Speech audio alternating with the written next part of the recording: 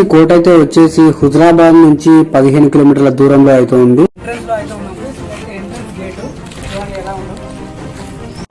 ఇక్కడైతే ఈ దూద్బాయి కాకతీయ కాలం నుంచి ఈ దూద్బాయి అయితే వాడకంలోనే ఉంది. ఇక్కడ ప్రజలంతా ఇక్కడ దూద్బాయి నీళ్ళు అయితే తాగుతారు. దీనికి దూద్బాయి అని ఎందుకంటారంటే ఇక్కడ నీళ్ళు అయితే దూదిలాగా తెల్లగా ఉంటాయి. మీరు నీళ్ళు అయితే గమనించవచ్చు. ఒకసారి చూడండి ఎలా ఉన్నాయో నీళ్లు.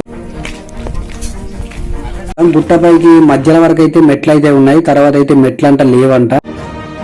రెండో ఎంట్రీస్ అయితే చూడండి ఎలా ఉందో. ఇక్కడ చూడండి మూడో ఎంట్రన్స్ కి ముందు అయితే ఇక్కడ మనకు స్టెప్స్ అయితే లేవు.